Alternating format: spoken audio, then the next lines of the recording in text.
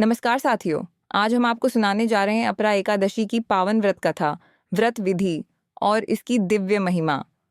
इस वर्ष अपरा एकादशी का व्रत 23 मई 2025 शुक्रवार को रखा जाएगा। अपरा एकादशी को अचला एकादशी भी कहा जाता है। ये ज्येष्ठ मास के कृष्ण पक्ष की एकादशी होती है। अपरा का अर्थ होता है अपरंपार फल देने वाली। ये व्रत भगवान विष्णु को समर्पित होता है। शास्त्रों में कहा गया है कि इस दिन व्रत और उपवास रखने से व्यक्ति को जन्म जन्मांतर के पापों से मुक्ति मिलती है। भगवान श्री कृष्ण ने युधिष्ठिर को बताया कि जो अपरा एकादशी का व्रत करता है उसे गंगा स्नान, तीर्थ यात्रा, गोदान और हजारों यज्ञों के समान पुण्य प्राप्त होता है। अब जानते हैं इस व्रत की विधि।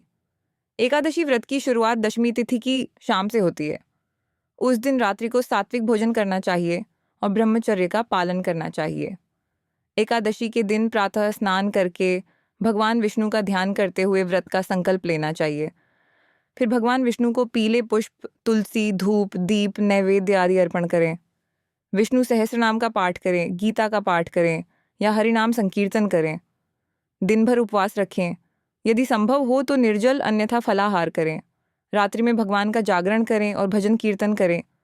अगले दिन द्वादशी को ब्राह्मणों को भोजन कराएं, दान दें और स्वयं व्रत का पारण करें। अब आइए सुनते हैं इस व्रत की पौराणिक कथा।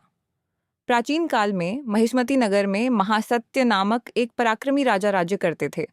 वे धर्मनिष्ठ, न्यायप्रिय और प्रजावत्सल थे। लेकिन एक समय ऐसा आया जब राजा को निरंतर कठिनाइयों का सामना करना पड़ा। राजा को युद्धों में हार, राज्य में विरोध और मानसिक क्लेश होने लगे। उन्होंने कई यज्ञ, पूजा पाठ किए पर समाधान नहीं मिला। एक दिन एक महान ऋषि उनके दरबार में पधारे। राजा ने उन्हें ससम्मान प्रणाम कर अपनी परेशानी बताई।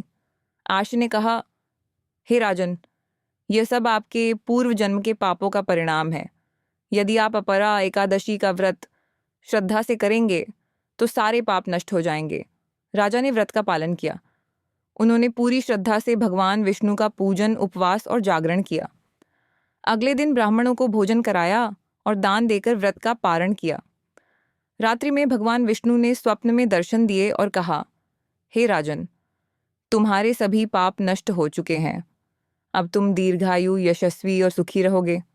मरने के बाद तुम मेरे परम धाम वैकुंठ को प्राप्त करोगे। कुछ ही समय में राजा के जीवन में सुख शांति लौट आई।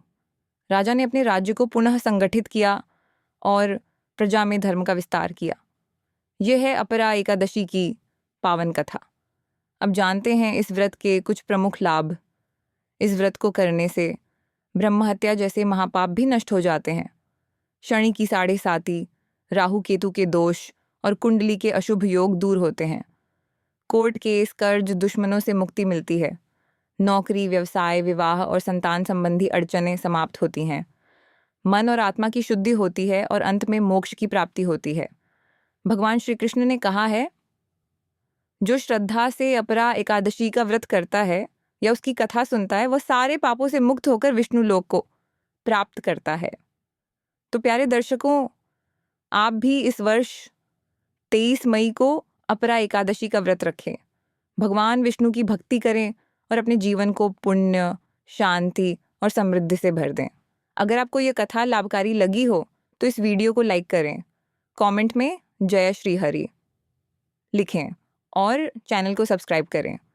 हम फिर मिलेंगे एक नई कथा और पावन पर्व के साथ।